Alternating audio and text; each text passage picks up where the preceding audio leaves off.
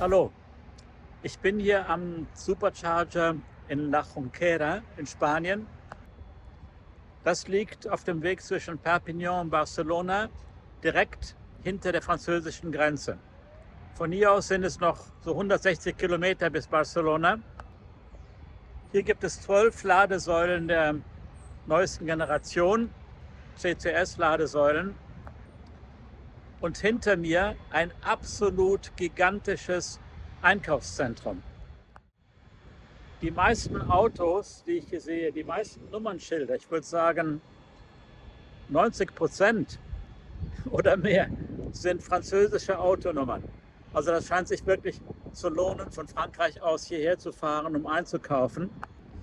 Die Wegführung auf dem Navigator war ein bisschen falsch. Ich glaube, hier wurden neue Wege gebaut, neue Einbahnstraßen, aber am Ende findet man das hier. Auch hier am Supercharger nur französische Autos. Und wie ich sehe, hier leider auch 2 Autos, die gar nicht am Laden sind und die Plätze blockieren. Das ist natürlich weniger nett. Dann ist hier gerade ein Volkswagen am Laden und ein Hyundai. Das finde ich auch immer ganz interessant. Der Rest sind alles Teslas. Also jetzt zeige ich erstmal, wie es drinnen aussieht, einen kleinen Ausschnitt zumindest. Und dann werde ich auch mit der Drohne zeigen, wie groß das hier ist und wie das hier in der Gegend aussieht. Ah, doch eins, ein spanisches Nummernschild, hunderte französische.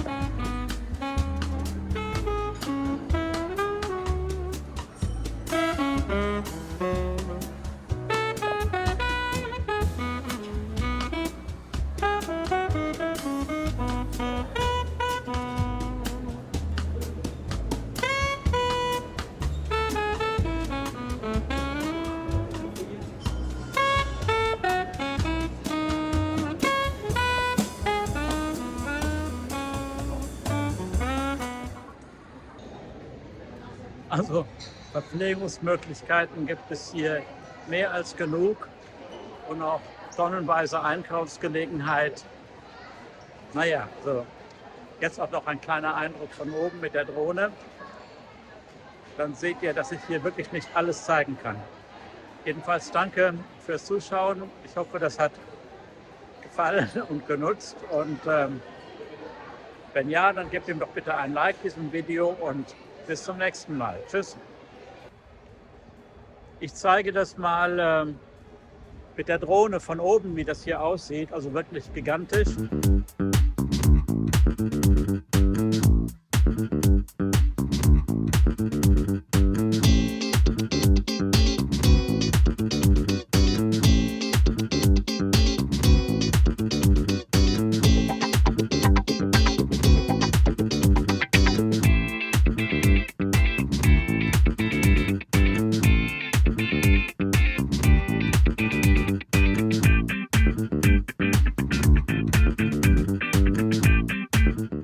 Also, danke erstmal fürs Zuschauen und bis zum nächsten Mal. Tschüss.